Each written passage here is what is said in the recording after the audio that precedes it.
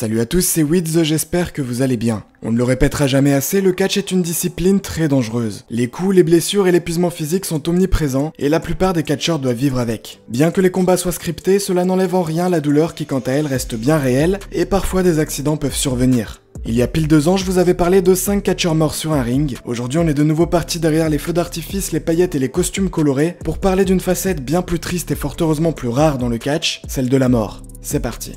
5. Emiko Kado. Emiko est une catcheuse japonaise née en 1976. Elle fera son tout premier match en février 1999, à l'âge de 23 ans. La catcheuse affrontait Aja Kong devant plus de 1500 personnes, mais va malheureusement perdre le match. Elle n'aura l'occasion de monter sur le ring que 14 fois supplémentaires dans sa courte carrière, et va perdre tous ses combats. Son dernier match se déroulera le 31 mars 1999. Ce jour-là, elle faisait équipe avec Michiko Omukai pour affronter Mariko Yoshida en équipe avec Mikiko Futugami. Le combat se déroulait correctement jusqu'à la 22e minute, où Emiko Kado va se prendre un coup violent au niveau de la tête. La catcheuse sera alors rapidement conduite à l'hôpital de Fukuoka, où elle décédera d'une hémorragie cérébrale 9 jours plus tard.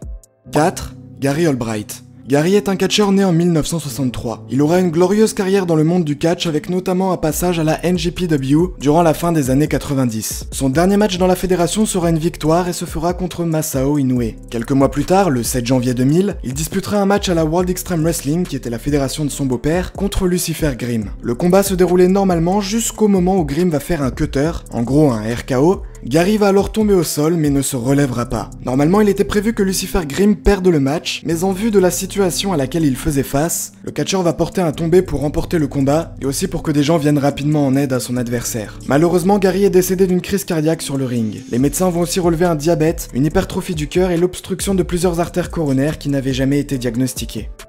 3. Mitsuharu Misawa. Mitsuharu est un catcheur qui a notamment été connu pour son passage à la All Japan Pro Wrestling de 1981 à 2000. Le 13 juin 2009, il disputait un match en équipe contre Bison Smith et Akitoshi Saito. Vers la 15e minute de match, Mitsuharu va se prendre un belly to back suplex porté par Saito. Malheureusement, il va retomber durement sur la tête. Cela va lui causer un traumatisme de la moelle épinière qui lui sera fatal. Mitsuharu Misawa va décéder pendant son transfert à l'hôpital. 2. Luther Lindsay. Luther a été connu pour son passage dans des fédérations telles que la All Japan Pro Wrestling ou bien la National Wrestling Alliance. Le 21 février 1972, Lindsay affrontait Bobby Paul qui était un catcheur local. Vers la 10e minute du combat, Lindsay va se lancer pour un diving belly flop, en gros un frog splash, mais en retombant sur son adversaire, il fera une crise cardiaque. Il venait ainsi de retomber sur son adversaire et était donc allongé sur lui. L'arbitre va effectuer le tombé pour lui faire gagner le match, mais plusieurs secondes après, Luther ne se relevait toujours pas et était encore allongé sur son adversaire. C'est alors que le personnel lui est venu en aide bien qu'il soit déjà trop tard. Sa mort sera constatée lorsque son corps sera ramené en vestiaire.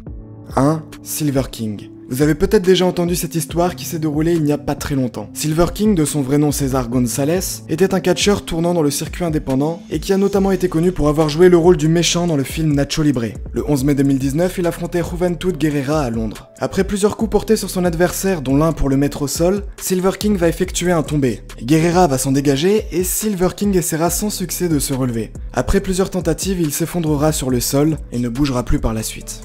L'arbitre n'a pas compris tout de suite ce qui était en train de se passer, et le temps qu'il y a eu entre le tombé, la fin du match et le moment où il s'est rendu compte que Silver King avait un problème, n'arrangera pas la situation. Sa mort semble avoir pour cause une crise cardiaque.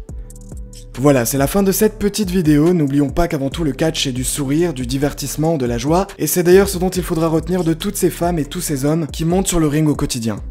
Enfin voilà, d'ici là, passez une très bonne semaine, on se revoit très vite pour de nouvelles vidéos. C'était Wids, bye tout le monde. Yo, I ain't here for the money, I ain't here for the fame. Though it might be nice to own a jet plane, I'ma do it all for you. Come along and see it's true.